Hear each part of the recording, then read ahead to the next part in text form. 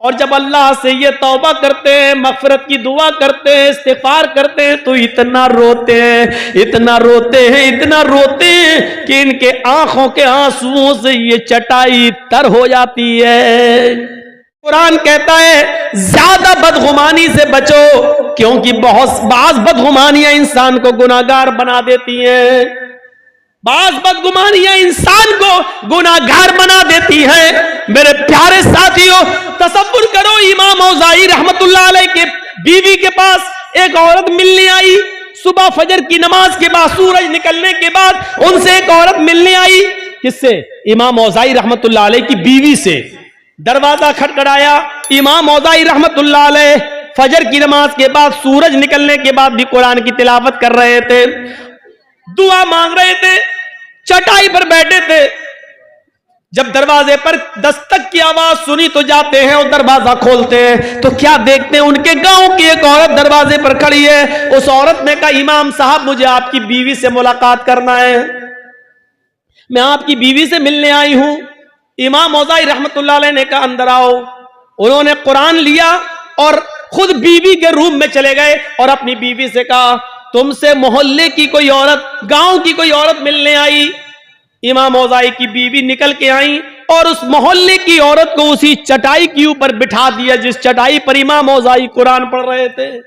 वो औरत जैसी ऐसे बैठी, ऐसे, तो ये पीछे चटाई पर कुछ पानी पड़ा हुआ था, वो उससे वो भीग गई, पूरा वो तर हो गई और ऐसे झटकने लगी। शर्म नहीं आती, तुमने मुझे यहां बिठा दिया। उसकी नजर पड़ी तो इमाम औज़ाई का 3 साल का बच्चा, छोटा सा बच्चा, नंगा घूम रहा था। नए कपड़े पहने हुए थे, छोटे छोटे बच्चे कभी ऐसे होते, नंगा। वो समझी कि इस बच्चे ने पेशाब किया है, इसीलिए उसकी चड्डी अड्डी उतार दी गई है, ये नंगा है और इस बच्चे के पेशाब पे हमें बिठा दिया इस औरत ने। कहने शर्म नहीं आई, तुमने इस बच्चे के पेशाब पे मुझे बिठा दिया है। इमाम औज़ाई की बीवी कहती है कि बेफिक्र रहो बहन, ये पेशाब नहीं है। अरे तुम कह रही हो पेशाब नहीं है, बच्चा नंगा घूम रहा है, उसकी चड्डी ये पड़ी हुई है, भीगी हुई चड्डी ये पड़ी हुई है और चटाई पर ये भीगा और उसकी वजह से मेरा कपड़ा भीग गया, मैं नापाक, मेरा कपड़ा नापाक हो गया।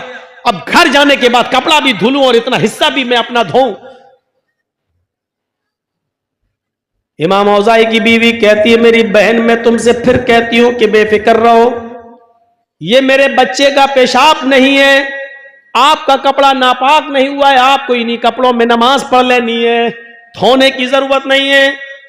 उस औरत ने कहा इमाम औज़ाई की बीवी से, इमाम साहब की बीवी, मैं कैसे यकीन कर लूं, मुझे यकीन दिलाओ, अगर ये पेशाब नहीं है तो ये पानी कहां से आया? मुझे पानी की कोई बोतल नहीं दिखाई दे रही है, आसपास कोई घड़ा, कोई मटका, कोई सुराही नहीं दिखाई दे रही है, फिर ये पानी कहां से आ गया है, मुझे बताओ। इमाम औज़ाई की बीवी ने लास्ट में आकर कहा, मेरी बहन अब सुनो, बार बार कह रही हो, मैं बताना नहीं चाहती थी लेकिन अब बताना पड़ रहा है, ये जिसको तुम पानी समझ रहे हो ये पानी नहीं है, ये मेरे शौहर हैं। इमाम औज़ाई ये फजर की नमाज पढ़ने के बाद घर में आते हैं, सूरज निकलने तक ये कुरान की तिलावत करते हैं इसी चटाई पर बैठकर, और जब सूरज निकल जाता है तो उसके बाद में ये दुआ मांगते हैं, मग़फ़िरत, तौबा करते हैं, इस्तिग़फ़ार करते हैं।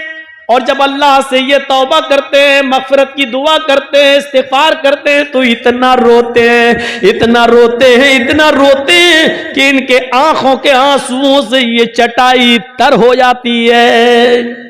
आए इस गांव की औरत, मेरी बहन, जिसको तुम पानी समझ रही हो, ये पानी नहीं है, ये मेरे शौहर इमाम औज़ाई की आंखों से गिरने वाले आंसू हैं, उन आंसुओं की वजह से ये चटाई भीग गई है और उस चटाई पर तुम बैठ गई हो, ये आंसू है, पानी, पेशाब नहीं है, बेफिक्र होकर तुम नमाज पढ़ सकती हो, तुम्हारा कपड़ा नापाक नहीं हुआ।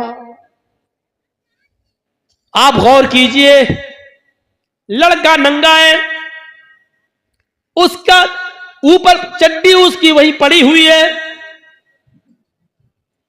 गांव की औरत ने भी यही सोचा कि ये पेशाब होगा क्योंकि बच्चा नंगा घूम रहा है, लेकिन जरूरी नहीं कि उसने जो सोचा वो सही हो। हम कभी कभी कुछ और सोचते हैं और निकलता कुछ और है, हकीकत कुछ और होती है।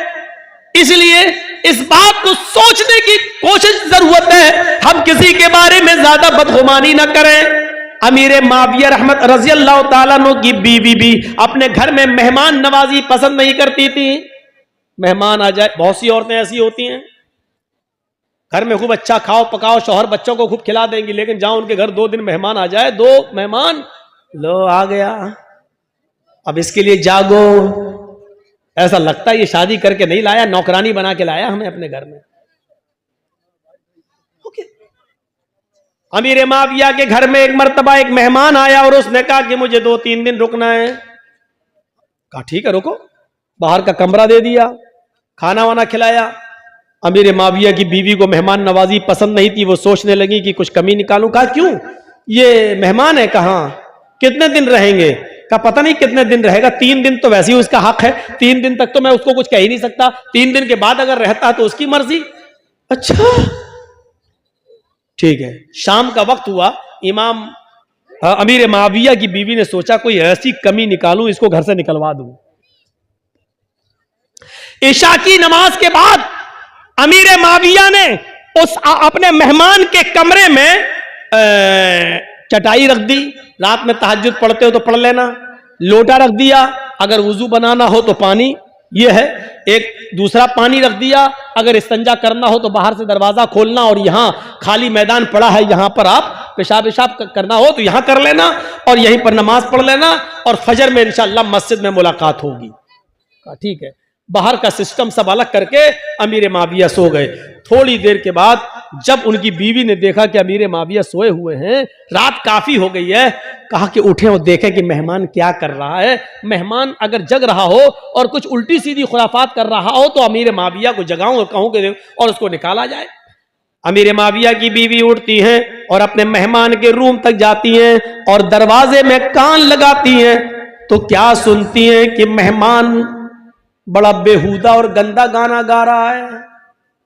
आवाज बड़ी प्यारी थी उसकी, सुरीली। उस सुरीली आवाज में वो बेहुदा और इश्किया गाना गा रहा, बड़ा बेहुदा गाना।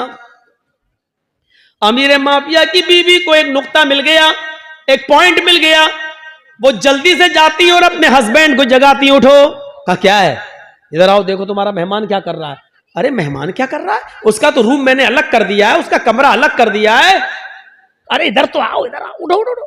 उठाया, देखो देखो देखो, अरे कमरा बंद है, अरे दरवाजा, कान लगाओ कान लगाओ।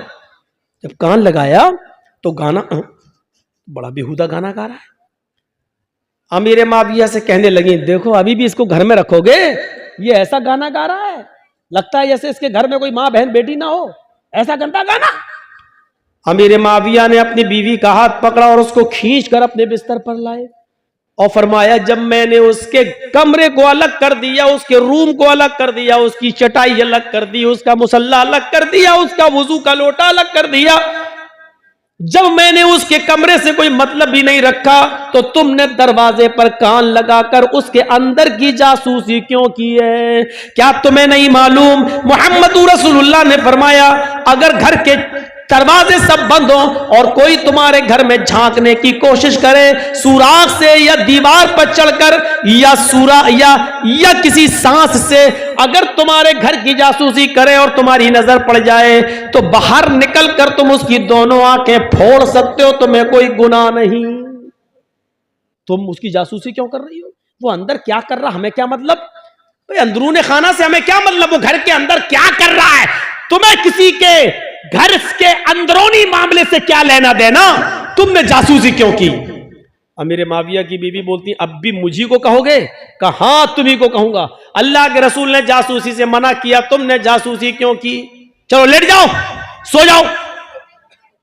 ये देखो इनको बताया तब भी हम ही को डांट रहे हैं। ठीक है सोती हूं। अब वो सोने लगी। अब अमीर माविया देख रहे हैं कि ये सो जाए तब मैं जाऊं उसको समझाऊं, अकेले में ये सो जाए। अब वो देख रहे सोए कि नहीं। काफी देर के बाद उसको नींद आई और थोड़ी देर के बाद नाक का जनरेटर चलने लगा। खर्र खर्र। अमीर माविया समझे हाँ बेहोशी में हो, अब सो गई है। अब उठूं और उसको समझाऊं। अब मैं अपने मेहमान को समझाऊं। अकेले में नसीहत करो तो ज्यादा फायदा करती है। अमीर माविया उठते हैं, उसके कमरे की तरफ जाते हैं, कान लगाकर सुनते हैं कि एक बार और देख लूं, अगर जाग रहा है तो अंदर जाऊं, और नहीं जाग रहा हो, सो रहा होगा, तो उसकी नींद खराब करने से क्या फायदा। सुबह फजर के बाद जगा दूंगा, सुबह फजर के बाद समझा दूंगा। तो कान लगाते हैं कि देखें गाना गा रहा कि नहीं। अब जब कान लगाया तो क्या सुनते हैं कि वही मेहमान अब कुरान की तिलावत कर रहा है। अभी थोड़ी देर पहले गाना गा रहा था, लेकिन अब इतनी देर के बाद जब दोबारा कान लगाकर सुना तो वही मेहमान सुरीली और बेहतरीन क़िरात में कुरान की तिलावत कर रहा है। अमीर माविया भागते हुए गए और अपनी बीवी को उठाए, उठ उठ उठ उठ। क्या, अरे उठ तो। अरे मैं इतनी गहरी नींद में सो रही थी, तुमको क्या सुबह नाश्ता हमें बनाना है, दोपहर में खाना हमें बनाना है, मेरी जान पर इतने काम पड़े हुए हैं, तुमने मुझे उठा दिया। और इधर आओ। क्या है? सुन सुन, कहने जासूसी करना तो मना है, फिर क्यों करवा रहे हो? अरे कर तो पहले सुन तो, खुद मना करते हो, खुद सुनवाते भी हो। कहां पहले सुन। बड़ा बहरूपिया है ये तो। क्या अभी तो गाना गा रहा था, कुरान पढ़ रहा है। कहां? अच्छा ये बताओ जासूसी क्यों करवाई?